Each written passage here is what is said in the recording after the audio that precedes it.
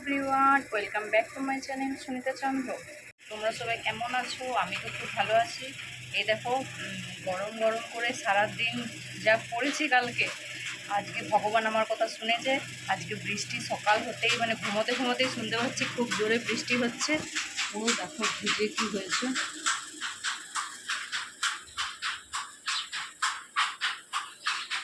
এখনও মেঘলা করেই আছে, কে জানে আবার পরে নামাবে কিনা।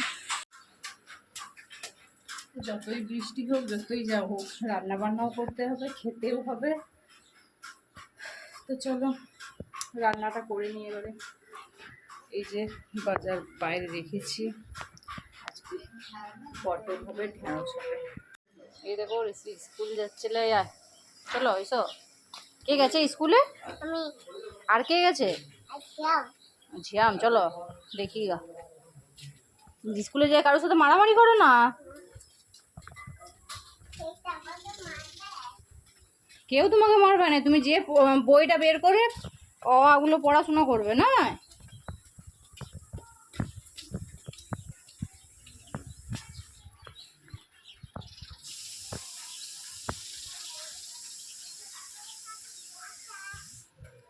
সবাইকে টাটা করে দিচ্ছ নাকি গো?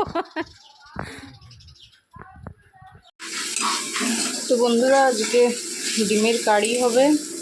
তো এই যে মশলাটা কষে নিলাম, এরপরে এই যে এই ডিমগুলো ভেজে রেখেছি, এই ডিমগুলো এবার দিয়ে দেবো।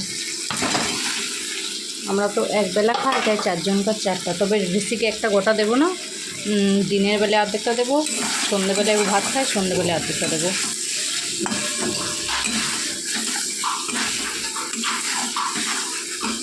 আর আমাদের হয়েছে কিছু পটলের তরকারি, ডাল আর ঢেঁড়স ভাজা। তো বন্ধুরা, আজকে জামা কাপড়গুলো ভিজিয়ে নিচ্ছি, বিকেলবেলা এবার কাচবো। আমি এই যতদিন গরম পড়েছে বিকেলবেলাতেই কাচাকুচি করি, না হলে যা রোদের জোর, কোথায় করবো।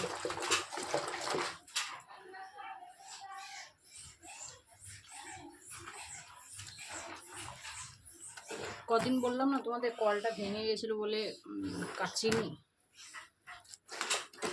তো আমার ছেলে জামা প্যান্টগুলো আমার শাশুড়ি মা কেচে নেয়, একটা দুটো জামা প্যান্ট থাকে তো প্রত্যেকদিন, আর বাকি যা থাকে সব আমি।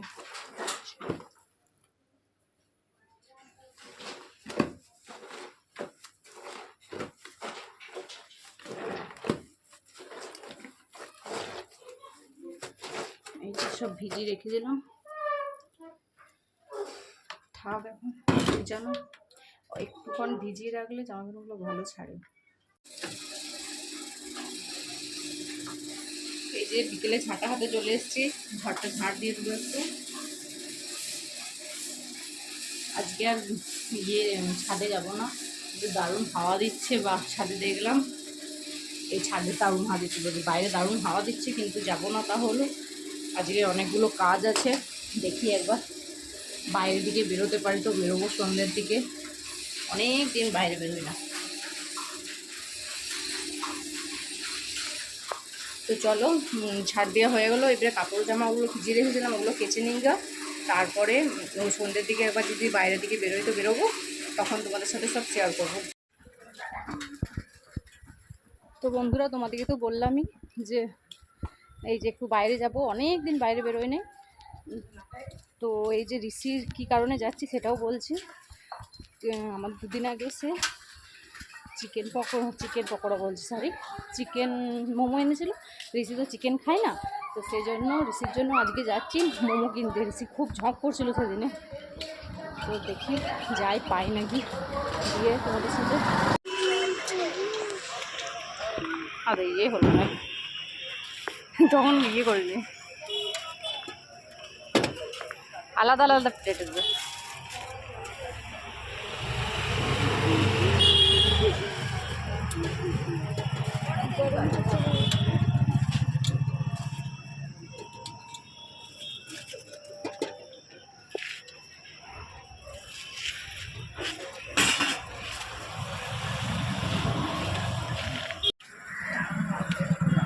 বন্ধুরা, অন্ধকারে দেখতে পাচ্ছ নাকি জানি না, এই যে পার্সেল নিয়ে নিয়েছি।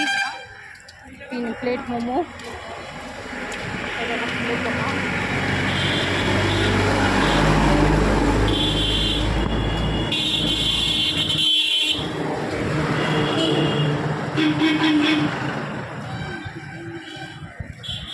সোনামুখী ছেলেরা বলবে এ রোডে কে কে আসো, বুঝতে পারছো নাকি?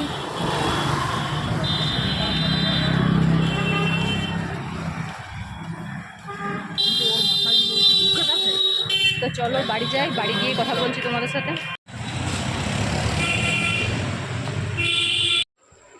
বন্ধুরা এখন রাত 11টা পেরিয়েছে, আজকে অনেক দেরি হয়ে গেল, এখনও খাইনি। তো এই খেতে বসছি। এই যে আজকে কিন্তু রুটি খাবো না, আজকে এই যে তোমরা দেখতে পাচ্ছ কী কী খাচ্ছি। ভাত সরি ভাত, ডিম, পটলের তরকারি, আর এই যে চপ বেগনি ছাড়া তো হবেই না আমাদের খাওয়া, সেজন্য।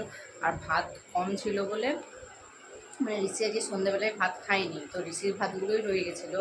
তো ভাতগুলো কি ফেলে দেবো, সেই জন্য আমি খেয়ে নিচ্ছি। তো ভাত যেহেতু কম আছে সেজন্য এই যে বাটিতে করে মুড়ি দিয়েছি। বাঙালি মানুষ মানে ভাত মুড়িতে বেশ মেখে মানে খাওয়াটার মজাটাই আলাদা, কিন্তু রাত্রেবেলায় ভেজে ভাত খেতেই ভালো লাগে। তো চলো তাড়াতাড়ি খেয়ে নিই, বেশি বকবক না করে। আমার বকবক আজকের মতো এখানেই শেষ করছি। তোমরা সবাই খুব খুব খুব ভালো থেকো, সুস্থ থেকো, বাড়ির সবার খেয়াল রেখো। ওকে।